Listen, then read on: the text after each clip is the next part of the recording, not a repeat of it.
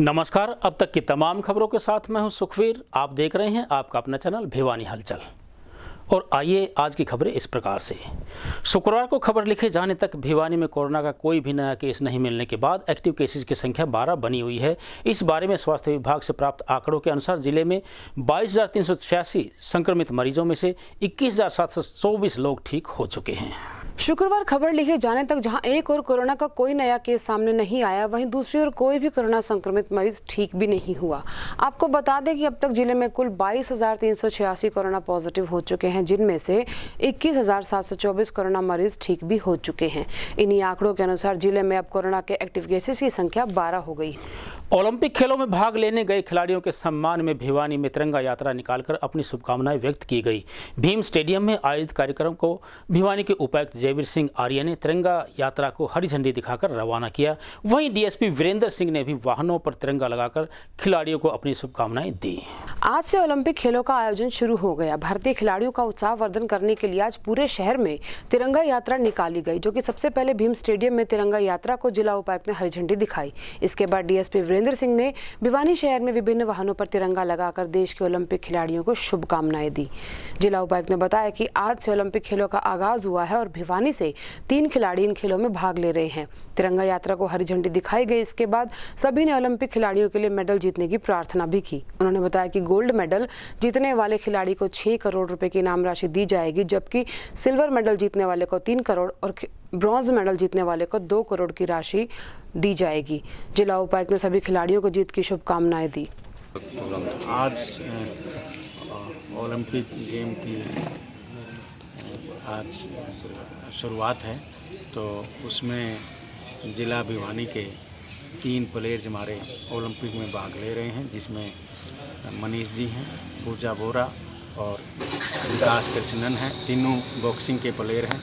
जैसे कि भिवानी का इंडिया में नहीं बल्कि वर्ल्ड में बॉक्सिंग में एक अहम स्थान है, और इसी उपलक्ष्य में आज यहाँ से हरी झंडी फ्लैग ऑफ किया गया है। तो सभी खिलाड़ी के लिए आज सभी ने ये प्रार्थनाएं की हैं, शुभकामनाएं दी हैं कि ओलंपिक में हमारे तीनों खिलाड़ी मेडल लेके आएंगे, गोल्ड मेडल ले आएंगे। और हरियाणा सरकार की तरफ से 6 करोड़ रुपये जो ओलंपिक में मेडल लाता है उसको दिए जाते हैं, और 3 करोड़ रुपये जो सिल्वर मेडल लाता है उसको दिए जाते हैं, और 2 करोड़ रुपये जो ब्रॉन्ज मेडल लाता है उसको दिए जाते हैं। इसके साथ साथ भिवानी जो है बॉक्सिंग की हब है वर्ल्ड में, और जो भी हमारे खिलाड़ी मेडल अवश्य लेके आएंगे, और जब मेडल लेके आएंगे उनका हम प्रशासन की तरफ से, सभी सामाजिक संस्थाओं की तरफ से एक भव्य स्वागत करेंगे, और उसमें सभी जिला भिवानी के नागरिक उस भव्य स्वागत में बढ़ चढ़ कर भाग लेंगे। हमारी सभी दुआएं, शुभकामनाएं इन तीनों खिलाड़ियों के लिए और अन्य खिलाड़ियों के लिए भी जो भारत का प्रतिनिधित्व कर रहे हैं ओलंपिक में, सभी के लिए हमारी शुभकामनाएं हैं कि आने वाले समय में, पिछले ओलंपिक में हमारे खिलाड़ी 2 मेडल लाए थे ओलंपिक में, रियो डी जनेरियो में, जिसमें सिल्वर और ब्रॉन्ज था। इस बार भारत के खिलाड़ी, वो भी भिवानी के खिलाड़ी, उस रिकॉर्ड को तोड़ेंगे और गोल्ड मेडल लेके आएंगे और भारत का नाम विश्व में रोशन करेंगे। और भिवानी जिले के 3 बॉक्सर जो हैं वो ओलंपिक के अंदर गए हुए हैं, और एक टाई कमांडो का खिलाड़ी है वो भी गया हुआ भिवानी में। तो तिरंगा यात्रा भारतवर्ष के मतलब इसमें भिवानी में निकाली गई है, ताकि हम अपने दुआ करते हैं कि हमारे खिलाड़ी मेडल लेके आएँ और हरियाणा का नाम पूरे भारतवर्ष में, पूरे संसार में काम करे। इस वजह से हम तिरंगा यात्रा करेंगे। बीती रात बीटीएम चौक स्थित एटीएम मशीन को उखाड़ने की अज्ञात चोरों द्वारा नाकाम कोशिश की गई, लेकिन किसी जागरूक राहगीर के द्वारा तुरंत पुलिस को सूचना मिलने के बाद अज्ञात चोर मौके से फरार हो गए। इस बारे में सिटी थाना एसएचओ संदीप शर्मा ने बताया कि सूचना के तुरंत बाद कार्रवाई करते हुए पुलिस कर्मचारियों ने घटना को नाकाम कर दिया। गौरतलब है कि भिवानी के बीटीएम चौक पर स्टेट बैंक ऑफ इंडिया का एटीएम है। कल रात 3 बजे चोर इस एटीएम के पास पहुंचे और चोरी करने का प्रयास किया। चोर अपने मंसूबों में कामयाब हो जाते, लेकिन यहां से किसी आम नागरिक ने इसकी सूचना पुलिस कंट्रोल रूम में दी। सूचना मिलते ही जिले की पुलिस अलर्ट पर हो गई और मौके पर पहुंची। इसकी भनक लगते ही चोर वहां से भाग निकले और एक बड़ी चोरी की वारदात होने से बच गई। सुबह पुलिस की टीम मौके पर पहुंची और जाँच शुरू की। टीम ने आसपास लगे सीसीटीवी कैमरे भी चेक किए और आगामी कार्रवाई में जुट गई। इससे पहले भी इस एटीएम में चोरी का प्रयास किया जा चुका है। आज सुबह करीब 3 बजे कंट्रोल रूम में किसी आने जाने वाले व्यक्ति ने सूचना दी थी कि जो बीटीएम चौक के ऊपर एसबीआई बैंक का जो एटीएम है वहाँ पर कुछ लोग छेड़छाड़ कर रहे हैं, उसको उखाड़ने की कोशिश कर रहे हैं। जो जैसे ही पुलिस को इस चीज़ की इन्फॉर्मेशन मिली तो पूरी पुलिस की सारी टीमें एकदम वहाँ मौके पे पहुँची। जब मौके पे पहुँची तो वहाँ पे कोई भी जो छेड़छाड़ करने वाले लोग तो हाजिर नहीं मिले, लेकिन मशीन के साथ छेड़छाड़ की गई थी। चोरी का अटैम्प्ट हुआ है और अभी इसमें जांच कर रहे हैं। बैंक अधिकारी आ जाएंगे और उसके बाद में वो जो कंप्लेंट देंगे और उससे ये पता लगेगा कि इस मशीन में कितना कैश था, और अगर कैश था तो सारा का सारा कैश क्या इसमें सुरक्षित है, और अगर सुरक्षित नहीं है तो कितना कैश इसमें से निकला है। लेकिन प्रामा फेसी ऐसा नहीं लगता कि कहीं पर भी इसमें तोड़फोड़ हुई हो और पैसे निकले हैं। बाकी अनुसंधान जारी है और जगह जगह जो वीडियो कैमरे लगे हुए हैं, जगह जगह कैमरे जो बाज़ारों में हैं उन सब से फुटेज वगैरह भी कलेक्ट की जा रही है और अपने स्तर पर हम पूरा भरसक प्रयास कर रहे हैं। और जिन्होंने भी इस वारदात को अंजाम देने की कोशिश की है उनके खिलाफ सख्त से सख्त। शुक्रवार को कोविड-19 गाइडलाइंस का पालन करते हुए शिक्षा विभाग द्वारा 6ठी से 8वीं तक की कक्षाएं लगानी शुरू कर दी गई हैं। इस बारे में government girls senior secondary school की प्राचार्य किरण गिल ने बताया कि अभिभावकों की अनुमति लेकर केवल 50% बच्चों को ही कक्षाओं में बुलाया जा रहा है। इसके लिए विद्यालय प्रशासन द्वारा रोल नंबर्स के ओड इवन फार्मूले को अपनाया गया है। प्रदेश में शुक्रवार से 6ठी से 8वीं तक की कक्षाओं में भी ऑफलाइन पढ़ाई शुरू की जा चुकी है, जबकि 9वीं से 12वीं तक की कक्षाएं पहले ही शुरू हो चुकी हैं। संक्रमण कम होने से छात्रों और अभिभावकों में भी डर कम हो गया है। इस वजह से स्कूलों में बच्चों की संख्या भी बढ़ने लगी है। आज से 6ठी से 8वीं तक के बच्चों के लिए भी स्कूल आने के लिए अभिभावकों से लिखित अनुमति लेनी होगी। हालांकि वो पहले की तरह ऑनलाइन पढ़ाई भी जारी रख सकते हैं। प्रदेश में एजुसेट दूरवर्ती शिक्षा और इन लर्निंग अवसर ऐप के जरिए ऑनलाइन कक्षाएं लगाई जा रही हैं। स्कूलों में कक्षाएं सरकार की ओर से तय मानक संचालन के साथ लगेंगी। विद्यार्थियों को संक्रमण से बचाने के लिए थर्मल स्क्रीनिंग के बाद सैनिटाइजेशन किया जाता है और एक बेंच पर एक ही बच्चा बैठाया जा सकता है, जबकि बच्चे को मास्क लगाना भी अनिवार्य किया जा रहा है। स्कूलों में 50% संख्या के साथ बच्चों को बुलाया जा रहा है। 16 तारीख से हमारे 9 से 12 के स्कूल खुले थे, क्योंकि कोविड-19 जो पेंडेमिक है उसका प्रभाव ना के बराबर है आज के दिन हरियाणा में, और जो कोविड के केसेस थे वो लगभग 0 के बराबर हो चुके हैं। तो सरकार ने फैसला लिया कि 16 तारीख से 9 से 12 के स्कूल और आज से 6 से 8 के स्कूल खोले गए हैं। और हमने सारे अरेंजमेंट पहले से किए हुए हैं। जो भी गाइडलाइन डिपार्टमेंट की तरफ से जो भी SOP जारी की गई है उसको एज इट इज़ फॉलो किया जा रहा है। सुबह सुबह मैंने भी एक स्कूल चेक किया है जहाँ पे सारी जो सावधानियाँ हैं वो की जा रही हैं वीडियो के द्वारा। बच्चों का टेम्परेचर लिया जा रहा है, बच्चों को 50% स्ट्रेंथ के हिसाब से अल्टरनेटिव डेज पे उनको बुलाया जा रहा है। उनके डेस्क जिस पे बैठते हैं वो निर्धारित कर दिए गए हैं कि एक बच्चा अपनी सीट ऑक्यूपाई करेगा, वो अगले दिन छोड़ के नेक्स्ट डे आएगा तो उसी सीट पे बैठेगा। तो इस प्रकार से जो भी एहतियात और जो सावधानियाँ हैं, जो SOP जारी किया गया है उसको फॉलो किया जा रहा है। तो ये उम्मीद है कि इस प्रकार की जो सावधानियाँ हम बरतते रहे तो किसी प्रकार की दिक्कत आने वाली नहीं है। उन सभी नियमों की पालना की गई है। पूरे विद्यालय को सैनिटाइज करा दिया गया और बच्चों को सहमति पत्र लेकर आना अपने पेरेंट्स से, और सभी गाइडलाइन के बारे में बच्चों को बता दिया। किसी बच्चे को यहाँ लंच नहीं करना, अपनी पानी की बोतल साथ लेके आनी है।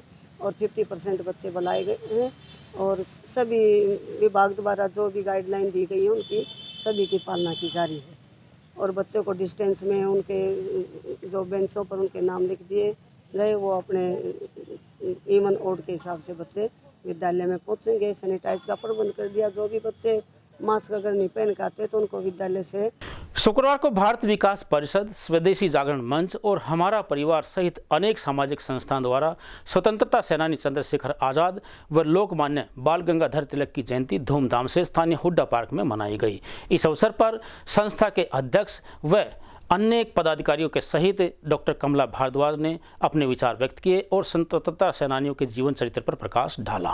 शुक्रवार को महान स्वतंत्रता सेनानी चंद्रशेखर आजाद और लोकमान्य बाल गंगाधर तिलक की जयंती स्थानीय हुड्डा पार्क में धूमधाम से मनाई गई। इस अवसर पर भारत विकास परिषद, स्वदेशी जागरण मंच और हमारा परिवार संस्था द्वारा संयुक्त रूप से महान सेनानियों के चित्र पर माल्यार्पण कर पुष्प अर्पित किए गए।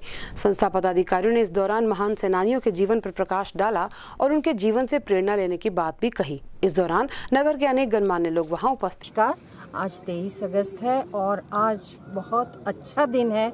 अच्छा दिन इसलिए कि आज के दिन हमारे जो, अगर हम इतिहास में जाते हैं तो बाल गंगाधर तिलक और आज़ाद जैसे देश को प्राप्त हुए थे, जिन्होंने क्रांतिकारी की आग लगाई और वो ज्वाला आज भारत विकास परिषद द्वारा हम सब में ज्वलित हुई है। और आज का हम जो उनके बारे में, जीवन के बारे में जाना है, उससे ये एक संदेश है कि हमें अपनी हिंदी भाषा पर अभिमान होना चाहिए और हमें अपने ये देश है इस पर स्वाभिमान होना चाहिए। और तो हम कुछ नहीं कर सकते, पर जो कानून है उसे हमें रखना चाहिए। हमारी जो जगह है वो साफ़ रखनी चाहिए बीमारियों से, और एक दूसरे से बच के दूसरे की मदद के साथ रहना चाहिए। यही संदेश भारत विकास परिषद हमेशा देती आई है। और जो भी हमारे क्रांतिकारी हैं, जो आज हमारे दिलों में हैं, उन्हें हमारी नज़रों के सामने लाती है, उनकी जीवनी को हमारे दिमागों में एक किताब की तरह पुनरावृत्त करती है और हमें प्रेरणा देती रहती है। आज भारत विकास परिषद ने अपने संपर्क सूत्र के तहत, भारत विकास परिषद के 5 संपर्क सूत्र हैं, उन्हीं के आधार पर ये कार्यक्रम भारत विकास परिषद अपने शहीदों को श्रद्धांजलि के रूप में मना रही है। उसमें सबसे पहला जो सूत्र है संपर्क है। संपर्क एक बहुत ही महत्वपूर्ण योगदान है किसी भी, वो एक धुरी है जो प्रोग्राम को चलाती है किसी भी संस्था का। उसी संस्था के तहत भारत विकास परिषद अपने शहीदों को, महापुरुषों को, उनको स्कूलों में, पार्कों में, सार्वजनिक स्थलों पर जा कर के याद दिलाती है उनके जीवन के बारे में, ताकि हमारे अंदर देशभक्ति की भावना उसी तरह से जलती रहे जिस तरीके से पहले हमारे स्वाधीनता सेनानियों ने किया। आज हम 2 महान स्वतंत्रता सेनानियों की जयंती है और भारत विकास परिषद का मेन उद्देश्य यही है कि हम इनकी जयंती मनाएं, ताकि लोगों में ये संदेश जाए कि उनके आदर्शों का सभी लोगों को पालन करें, सभी लोगों को पता लगे कि उनमें क्या खासियत थी, क्या उनमें गुण थे। इसी उद्देश्य से हम सार्वजनिक स्थलों पर यह कार्यक्रम चालू करते हैं। शुक्रवार को शहीद भगत सिंह के पौत्र याद वीरेंद्र सिंह ने भिवानी पहुंचकर पत्रकारों को संबोधित किया। इस अवसर पर उन्होंने इस कोरोना महामारी काल में महंगाई बढ़ने व बेरोजगारी इत्यादि विषय पर अपने विचार व्यक्त किए। वहीं उन्होंने युवाओं से शहीद भगत सिंह के दिखाए मार्ग पर चलने का संदेश दिया।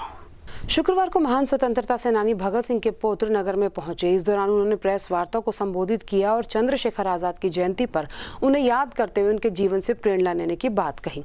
वहीं उन्होंने ओलंपिक खेलने गए खिलाड़ियों के लिए भी शुभकामनाएं दी। इस दौरान बढ़ती महंगाई को लेकर उन्होंने मौजूदा सरकार पर भी तीखे प्रहार किए। तकरीबन 2005 में जब लोहारू में भगत सिंह जी की एक मूर्ति स्थापना की गई थी, तब मुझे अपने पिताजी के साथ आने का यहाँ अवसर मिला था और तब से मैं तो यही कहता हूँ भिवानी मेरा दूसरा घर है। यानी भगत सिंह का अगर एक घर पंजाब में खटखट कला है हमारा गांव, तो मैंने दिल से अपनी माता जी को बताया यहाँ का जागृत समाज देख के कि अगर भगत सिंह का कोई घर हरियाणा के अंदर है तो वो भिवानी है। तो उसी नाते आज यहाँ पे आना हुआ। आज एक बहुत महान दिन है। हमें आज़ाद कराने वाले एक बहुत मतवाले नौजवान ने हंसते हुए अपनी कुर्बानी दी थी, जिसका नाम है शहीद चंद्रशेखर आज़ाद। आज उनका जन्म दिवस है 115वां। उस उपलक्ष्य में यहाँ पे आने का आज मौका मिला है। आज रक्तदान शिविर हम लोग इस पे आयोजन करने वाले हैं सतनाली महेंद्रगढ़ में, शहीद भगत सिंह ब्रिगेड, जिसका मैं राष्ट्रीय अध्यक्ष हूँ, जिसका यही काम रहता है कि इस आने वाली पीढ़ी को इन इतिहास के महापुरुषों के साथ, असली महानायकों के साथ जोड़ा जा सके। इसीलिए आज यहाँ पे आना हुआ है कि भाई शहीद चंद्रशेखर आज़ाद जी के 115वें जन्म दिवस पर, जन्म उत्सव पर एक रक्तदान का शिविर का आयोजन किया जा रहा है शहीद भगत सिंह ब्रिगेड की टीम द्वारा। इसीलिए देखिए आजकल देखिए एक तो कोविड जब हमारे बीच में आया तब से भी एक डिप्रेशन का और हताशा का माहौल चल रहा है। इसीलिए आज मैंने जैसे कहा चंद्रशेखर आज़ाद जिन्होंने कभी हार नहीं मानी थी, जो साम्राज्य कहता था कि हमारे राज्य में सूरज नहीं डूबता, उसका सूरज भी अपनी युवा जोश की तपिश अपने लहू की गर्मी के साथ डुबो के दिखा दिया था। तो इसीलिए जैसे आज चंद्रशेखर आज़ाद जैसे रोल मॉडल उनके बीच में हम लाना चाहते हैं कि हताश ना हो। चंद्रशेखर आज़ाद जी ने कहा था कि कभी भी दूसरों के से ईर्ष्या मत करो, कभी दूसरों को मत देखो, हर दिन अपने आप से ही मुकाबला है आपका कि आज मैंने ये किया तो कल मैंने क्या अचीव करना है। तो इस तरह की वो बातें कहा करते थे। तो युवाओं के लिए तो सबसे पहले, क्योंकि देखिए एक तो नशों से दूर रहना बहुत ज़रूरी है। हताशा के माहौल में कई बार गलत जगह पे रास्ते चले जाते हैं, पैर डगमगा जाते हैं। इसीलिए उनको इस महानायकों से जुड़वा रहे हैं ताकि असली नायक जो थे उनसे वो मिल सके। और युवाओं की जो जॉब की समस्या है उसके लिए भी काम करने के लिए हम लोग तो प्रयास कर ही रहे हैं। शहीद भगत सिंह ब्रिगेड एक मुहिम चलाने वाली है बहुत जल्द ही, भगत सिंह का हरियाणा। भगत सिंह का हरियाणा की जब हम बात करते हैं, इसमें धर्म जात पात के बिना हर युवा वर्ग, हर हरियाणा वासी को जोड़ा जाएगा। इसमें रोजगार के भी आयाम निकाले जाएंगे। तो इस प्रयास में हम लोग लगे हुए हैं। भिवानी के सेठ किरोड़ीमल पार्क में लगा हुआ है गंदगी का अंबार। जिला प्रशासन व नगर परिषद के द्वारा स्वच्छता अभियान को लेकर किए जा रहे हैं झूठे वायदे, यह कहना है युवा कल्याण संगठन के प्रधान कमल सिंह व पार्षद बलवान सिंह का। उन्होंने बताया कि गंदगी के कारण बीमारियां फैलने का खतरा बना हुआ है। छोटी काशी के नाम से प्रसिद्ध भिवानी शहर में इन दिनों गंदगी का अंबार लगा है। विभिन्न स्थानों पर जमा गंदगी बीमारियों को खुला निमंत्रण दे रही है। हालांकि जिला प्रशासन और नगर परिषद शहर में स्वच्छता अभियान के नाम पर लाख दावे कर रहे हैं, लेकिन भिवानी में गंदगी के ढेर देखकर ऐसा लगता है कि या तो स्वच्छता सिर्फ कागजों तक सिमट कर रह गई है या फिर स्वच्छता अभियान मात्र फोटो खिंचवाने तक ही रह गया है। सेठ किरोड़ीमल पार्क भी इन दिनों गंदगी के ढेरों से अटा हुआ है। यहाँ पर गंदगी का ऐसा आलम है कि जगह जगह कूड़े के ढेर हैं। इसके साथ ही यहाँ बार बार जल भराव भी होता है और पानी बदबू मारने लगता है। इससे परेशान होकर स्थानीय निवासी कई बार नगर परिषद और प्रशासन को गुहार लगा चुके हैं, लेकिन उनकी समस्या सुनने वाला कोई नहीं है। इस समस्या के समाधान की मांग लेकर युवा कल्याण संगठन संरक्षण कमल सिंह प्रधान ने भी काफ़ी अधिकारियों को पत्र लिखे हैं। उन्होंने मांग की कि इस पार्क से गंदगी को साफ कराया जाए ताकि यहाँ आसपास की कॉलोनी के निवासी बदबूमय जीवन से छुटकारा पा सकें। एक बार डीसी साहब यहाँ 15-20 दिन पहले आए थे। उस टाइम हम सभी कॉलोनी वासी जो भी समाज सेवी हैं, हमने डीसी साहब को इस बारे में अवगत कराया था, क्योंकि ये इतना सुंदर पार्क होया करता है। यहाँ क्रिकेट के रणजी मैच भी यहाँ होया करते पहले, लेकिन आज ये दुर्दशा देख के हमें दुख होता है कि इतने बढ़िया पार्क की कोई संभालने वाला नहीं है। हम प्रशासन से मांग करते हैं इस पार्क का भाई अच्छे तरीके से सौंदर्यीकरण किया जाए, ताकि शहर के बीच में इतना बड़ा पार्क पड़ता है, ताकि यहाँ ये साथ में लड़कियों का स्कूल है, हॉस्पिटल है, घूमने का पार्क है, प्रेक्षा विहार है, साईं हॉस्टल है, सामने वेस्ट कॉलेज है, नेकीराम लाइब्रेरी, बढ़िया संस्थान यहाँ हैं, लेकिन इस पार्क की कोई दुर्दशा की तरफ ध्यान देने वाला कोई। कभी ऐतिहासिक जी होता था, इसमें श्रीमती इंदिरा गांधी से लेकर के प्रधानमंत्री चौधरी देवलाल तक के सभी की यहाँ पर अच्छी से रैलियाँ होती थी। कभी ये VIP पार्क होता था, जो भी फंक्शन होता था यही होता था। और इसकी ये दुर्दशा कर रखी है। अब देख लो क्या हालत कर रखे है। यहाँ पर कॉलोनी है, ये साई हॉस्टल है, ये धर्मशाला है और ये स्कूल है गवर्नमेंट कन्या सबसे बड़ा भिवानी का, जिसमें 3000 लड़कियाँ आती है। सामने वेस्ट कॉलेज है, सिविल हॉस्पिटल है। यहाँ से आना जाना लोगों का होता है। इस गंदगी में से निकलते हैं तो परेशानी बहुत ज़्यादा होती है। इस ऐतिहासिक पार्क की एक अपनी गरिमा रही है। यहाँ पर बहुत बड़े बड़े संत आए हैं और यहाँ पर राजनीतिक व्यक्ति, पूर्व प्रधानमंत्री, देश के रक्षा मंत्री और फिल्म स्टार भी यहीं हुआ था, जिसमें बड़े बड़े बॉलीवुड के जितने भी सितारे थे वो सारे आए थे। धर्मेंद्र है, अमिताभ बच्चन है, हेमा मालिनी है, जिंतमान है, रेखा है, तमाम ही आए थे। और ये जो सामने आपको नज़र आ रहा है नेकीराम पुस्तकालय है, यहाँ महात्मा गांधी और बड़े बड़े स्वतंत्रता सेनानी आए थे। आपके पीछे नज़र मार के देखोगे तो प्रेक्षा विहार है, तो ये धार्मिक स्थल है। और वो साईं हॉस्टल है, जिसमें बहुत बड़े बड़े स्टार, विजेंद्र जो ओलंपियन था वो यहीं प्रैक्टिस करके गया था। और एथलीट के भी हैं, कुश्ती के भी हैं, बहुत प्लेयर यहाँ पैदा हुए हैं। जानबूझ के प्रशासन ने किसी की सह पर ये जितनी भी गंदगी आपने देख रहे हैं ढेर में तब्दील हो गया है। और ये किरोड़ीमल पार्क एक बहुत बड़ा ऐतिहासिक पार्क रहा है, जिसकी एक गरिमा है। अगर आप किसी भी जाके कहीं भी हिंदुस्तान के किसी कोने में जाके पूछोगे किरोड़ीमल पार्क कहाँ है, तो किरोड़ीमल पार्क के बारे में बताएंगे, जैसे किरोड़ीमल मंदिर के बारे में बताते हैं। लेकिन बार बार में हमें सभी कॉलोनी वालों ने एप्लीकेशन भी दे दी, डीसी साहब को भी अवगत कराया था, एडीसी को अवगत कराया था, तमाम चुने हुए प्रतिनिधि हैं उनको भी हमने चिट्ठी लिखी है, लेकिन उसके बावजूद भी उनके कान पे जू नहीं रहेंगी। और ये बड़े दुर्भाग्य की बात है, ये किसी का पर्सनल काम नहीं है। बदबू ये चौकरदे आती है, आने जाने सिविल हॉस्पिटल भी नज़दीक पड़ता है, रेलवे स्टेशन भी नज़दीक पड़ता है। तो हम तमाम चुने प्रतिनिधि और सबसे अनुरोध करते हैं कि इस गंदगी को जल्दी जल्दी साफ किया जाए ताकि इस पार्क का सौंदर्यीकरण दोबारा हो। पार्क यहाँ रात को आवारा तत्व शराबी और यहाँ पर बहुत गाड़ियों में खड़े होते हैं और खूब मस्ती करते हैं और कोई यहाँ पर पुलिस की गश्त नहीं आती, जिसके कारण आस पड़ोस वाले सारे परेशान हैं। मैं प्रशासन से ये दरख्वास्त करूंगा, इस पे ध्यान दें और इसको ठीक करें। वन महोत्सव के अवसर पर भिवानी में लगाए जाएंगे 3 लाख पौधे, यह कहना है भिवानी के उपायुक्त जयवीर सिंह आर्य का। शुक्रवार को उन्होंने स्थानीय महाराजा नीमपाल सिंह राजकीय महाविद्यालय में पौधारोपण किया। वहीं उन्होंने बताया कि पौधारोपण करने के साथ साथ उन्हें जिंदा रखना प्रत्येक नागरिक का कर्तव्य होना चाहिए और प्रत्येक नागरिक कम से कम एक पौधा जरूर लगाए। 25 जुलाई को प्रदेश भर में वन महोत्सव मनाया जाएगा और इस दिन जिला भिवानी में एक साथ 3 लाख पौधे लगाकर एक नया रिकॉर्ड कायम किया जाएगा। पौधारोपण में सामाजिक और धार्मिक संगठनों की भी बहुत बड़ी भागीदारी होगी। पौधे लगाने के साथ साथ उसका बच्चे की तरह पालन पोषण भी करना है। जिला उपायुक्त ने कहा कि 25 जुलाई को वन महोत्सव के दिन पौधारोपण को एक बड़े इवेंट के तौर पर मनाया जाएगा। प्रत्येक सरकारी कार्यालय परिसर, पार्क, रोडवेज परिसर, पुलिस लाइन, थाना परिसर, गाँव, रेलवे लाइन के साथ साथ नहरों और सड़कों के किनारे पौधे लगाए जाएंगे। उन्होंने सभी विभागों के अधिकारियों को निर्देश दिए हैं कि अपने अपने कार्यालय परिसर में उपयुक्त जगहों पर खड्डे खोदने का काम करें ताकि 25 जुलाई को पौधे लगाए जा सकें। वहीं उन्होंने नगर परिषद अधिकारियों को भी निर्देश दिए कि नगर परिषद के दायरे में आने वाले सभी पार्कों में पौधे लगाए जाएं। तो हरियाणा सरकार के द्वारा राज्य स्तरीय वन महोत्सव मनाया जाएगा। उसी उपलक्ष्य में जिला भिवानी में इस सीजन के दौरान 6 लाख जो पौधे हैं, जो भी जिसमें फलदार ऑक्सीजन वाले पौधे, सभी तरह के पौधे लगाए जाएंगे। और इसकी शुरुआत पिछले दिनों से की गई थी और आज उसी कड़ी में गवर्नमेंट कॉलेज भिवानी में ये पौधारोपण अभियान किया गया है और ये लगातार चलता रहेगा। 25 तारीख को भी लगाए जाएंगे। आज 629 पौधे इस प्रांगण में इको टीम है जो गवर्नमेंट कॉलेज भिवानी की, इनके द्वारा लगाए जाएंगे। और पौधों का जो महत्व है उसमें पर्यावरण को बचाने के लिए, इन्वायरमेंट को बचाने के लिए और आम आदमी की ज़िंदगी को बचाने के लिए, पॉल्यूशन को कम करने के लिए, तो उसी कड़ी में ये सारे हमारे टीचर्स और सभी बच्चे तो इस अभियान को सफल बनाने के लिए और 3 लाख पौधों का टारगेट 25 तारीख को रखा गया है। 25 तारीख तक 3 लाख पौधे लगा देंगे। और भिवानी शहर के एकमात्र गवर्नमेंट मॉडल संस्कृति स्कूल में सफाई व्यवस्था चरमराई। लंबे समय के बाद कक्षाएं शुरू होने के बावजूद नहीं की जा रही स्कूल की सफाई, यह कहना है स्कूल में बच्चों को छोड़ने आए अभिभावकों का। वहीं अब अभिभावकों ने बताया कि पहले ही दिन समय पर विद्यालय में बेंचेस की सफाई नहीं की गई, जिनका बुरा हाल है। वहीं उन्होंने अध्यापकों पर भी देरी से पहुंचने के आरोप लगाए।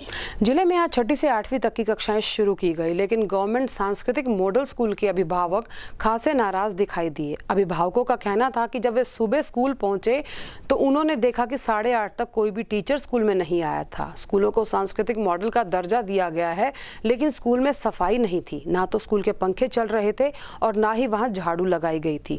बच्चों के अभिभावकों ने कहा कि उन्होंने प्राइवेट स्कूल से बच्चों को निकालकर मॉडल संस्कृति स्कूल में डाला कि बच्चों की पढ़ाई अच्छे से हो, लेकिन यहाँ पर तो बच्चों से सफाई करवाई जा रही है, बेंच ठीक कराए जा रहे हैं। ना तो पानी की सुविधा और ना ही पंखे चलने की बात उन्होंने कही। स्कूल में इनको ड्रेस के बारे में भी नहीं बताया गया। उन्होंने बताया कि टीचर को मालूम ही नहीं था कि बच्चों को कौन सी ड्रेस पहनकर आनी है। इतना ही नहीं, उन्होंने कहा कि ना तो इस बारे में प्रिंसिपल मिल रहे हैं और ना ही टीचर सही से जवाब दे रहे हैं। आज से 6ठी से 8वीं तक के स्कूल खुले हैं, जिनको आज फर्स्ट डे है। हम यहाँ 8:30 बजे आए, जब तक यहाँ पर कोई स्टाफ टीचर नहीं अवेलेबल नहीं था।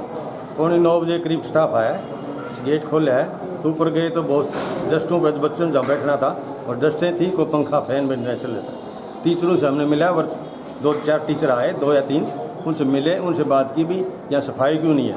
तो उन्होंने हमारी ड्यूटी नहीं बनती है, ये ड्यूटी बनती है चपरासियों की, उनसे आप बात करो। हम क्या जाने चपरासी कौन है, हम टीचर को कह सकते हैं। बार बार उन्होंने कहा तो जी आप प्रिंसिपल से मिलो, प्रिंसिपल ही अवेलेबल नहीं है, किससे मिले। बच्चे कहाँ बैठे, डस्टों में बैठे, कितनी गंदगी आपने देखी है, हैं? जब से मैं यहाँ एडमिशन बच्चे कराऊँ उस दिन से स्टाफ को कहता आ रहा हूँ अभी यहाँ गंदगी है, कोई अटेंड नहीं करे प्रॉपरली, कोई अटेंड नहीं करता, कोई प्रॉपर जवाब नहीं देता इस प्रकार का। अभी तक बच्चों के ड्रेस के बारे में रात को मैसेज गया, आपने क्या पहन के आना है, कोई ड्रेस के बारे में कोई ज्ञान नहीं, इनको क्या पहनना है क्या नहीं है।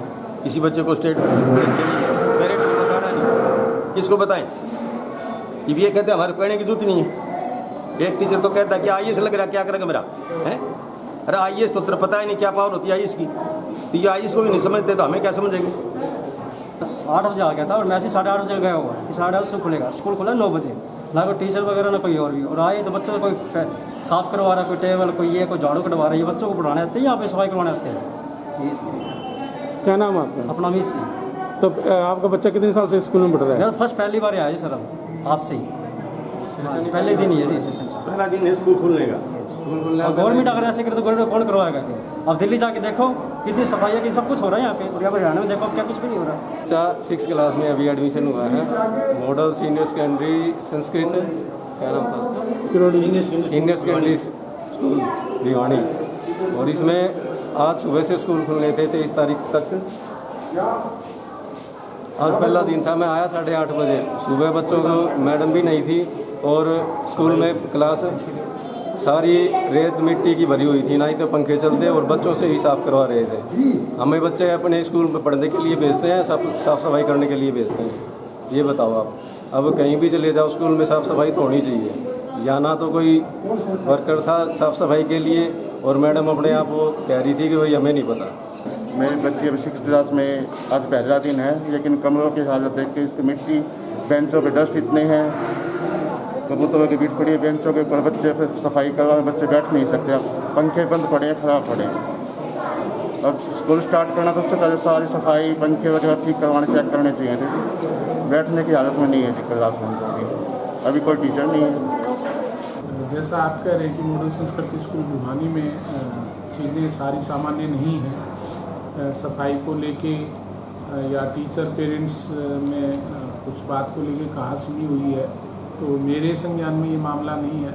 मैं कंसर्न प्रिंसिपल मैम सुविता है, उनसे बात करके, और यदि ऐसी कोई बात हुई है तो उसको दुरुस्त करेंगे। निश्चित तौर पे मॉडल स्कूल प्राइवेट स्कूलों को कम्पीट करेंगे। सरकार ने विशेष तवज्जो देके इन स्कूलों को मॉडल संस्कृति, जैसा कि नाम से ही है कि मॉडल और संस्कृति दोनों चीज़ें यहाँ पे रोल मॉडल होंगे बाकी स्कूलों के लिए, और सांस्कृतिक तौर पे भी, और हमारी जो संस्कृति है उसको भी अपग्रेड करने के लिए वो सारी सुविधाएं सरकार यहाँ देने जा रही है, और कुछ सुविधाएं दी जा चुकी हैं। और ये इंग्लिश मीडियम स्कूल होंगे और आने वाले समय में ये अच्छे स्कूलों को बीट करेंगे। शुक्रवार को सेक्टर 13 में प्राइवेट स्कूल वेलफेयर एसोसिएशन द्वारा क्षेत्रीय कार्यालय का शुभारंभ किया गया। कार्यालय का शुभारंभ नगर विधायक घनश्याम सर्राफ व board chairman doctor Jagbir Singh ने CBLU के vice chancellor professor RK Mittal की अध्यक्षता में रिबन काटकर किया। इस अवसर पर एसोसिएशन के प्रधान रामोतार शर्मा ने भी पत्रकारों को संबोधित किया। प्राइवेट स्कूल वेलफेयर एसोसिएशन ने आज अपना प्रदेश स्तर का कार्यालय का शुभारंभ किया है। इसमें मुख्य अतिथि नगर के विधायक घनश्याम सर्राफ, शिक्षा बोर्ड के चेयरमैन जगबीर सिंह सहित विश्वविद्यालय के वाइस चांसलर राजकुमार मित्तल ने रिबन काटकर कार्यालय का शुभारंभ किया। जब इस बारे में नगर विधायक से बात की गई तो उन्होंने बताया कि प्राइवेट स्कूलों ने अपनी योजनाओं पर विचार विमर्श करने के लिए और स्कूलों के उत्थान और प्रोग्रेस के लिए प्रदेश स्तर के कार्यालय का भिवानी में बनाया है। एसोसिएशन कोई भी अपने निर्णय और फैसले अपने समिति की बैठक के साथ इस कार्यालय में कर सकती है। उन्होंने प्राइवेट स्कूल एसोसिएशन को इस कार्यालय के लिए शुभकामनाएं भी दी। आज मेरे लिए अत्यंत गौरव और हर्ष की बात है कि मुझे आज प्राइवेट स्कूल वेलफेयर एसोसिएशन के जो ऑफिस है वो भिवानी में, उसके उद्घाटन के सत्र में आने का अवसर मिला। और हम सब जानते हैं कि शिक्षा अच्छी हो वो समाज की जिम्मेवारी है। जब हम समाज की बात करते हैं तो उसमें निजी क्षेत्र और जो सरकारी क्षेत्र हैं, उन दोनों तरह के स्कूल हों या यूनिवर्सिटी हों या कॉलेजेस हों, उनका एक अपना अपना महत्व है। निजी क्षेत्र के लोग, अच्छे लोग इसमें स्कूल शिक्षा में आएँ और अच्छा इंफ्रास्ट्रक्चर तैयार करें और ऐसी शिक्षा दें जो भारतीय मूल्यों के परख हो, बच्चों को रोज़गार के लिए प्रेरित करे, स्वरोजगार की तरफ ले जाए, उद्यमशीलता की तरफ ले जाए और ऐसे नागरिक बनाए जो अपने परिवार के, समाज के और पूरे राष्ट्र के काम आए। जो ये हरियाणा की प्राइवेट स्कूल वेलफेयर एसोसिएशन इस काम में अपना पूरा का पूरा ध्यान लगाएगी और बच्चों का और स्कूल के जो ऑनर्स हैं और सरकार, उसके बीच में एक अच्छे तरीके से डायलॉग के माध्यम से अच्छी शिक्षा देने में हम सफल होंगे, ऐसी मेरी कामना है। आज बड़े हर्ष की बात है कि प्राइवेट स्कूल एसोसिएशन भिवानी जिसने एक कार्यालय की शुरुआत की है और इसमें ये सब लोग बैठ के और अपने क्षेत्र में सुधार करेंगे और जो भी प्राइवेट स्कूलों की समस्याएं हैं उनको सुनकर उनका निराकरण भी करवाएंगे। कोरोना महामारी की दूसरी लहर के बाद खोले गए सभी विद्यालयों में शिक्षा निदेशालय के आदेशानुसार स्टूडेंट असेसमेंट टेस्ट की डेट शीट जारी हुई। यह कहना है भिवानी के जिला शिक्षा अधिकारी अजीत सिंह चौरान का। उन्होंने बताया कि शिक्षा विभाग द्वारा कक्षा 1 से 12वीं तक की सेट 26 जुलाई से किए जाएंगे। कक्षा 1 से 12वीं के विद्यार्थियों की स्टूडेंट असेसमेंट टेस्ट की डेट शीट जारी कर दी गई है। शिक्षा निदेशालय के अनुसार 26 जुलाई से 13 अगस्त तक सभी कक्षाओं की परीक्षाएं तय की गई तिथियों के अनुसार कराई जाएंगी। जब इस बारे में जिला शिक्षा अधिकारी अजीत चौरान से बात की गई तो उन्होंने बताया कि पहली और दूसरी की परीक्षाएं कक्षा प्रभारियों द्वारा ओरल कराई जाएंगी। उन परीक्षाओं को 10 अंक का करना होगा, जिसे फोन के माध्यम से कराया जा सकता है।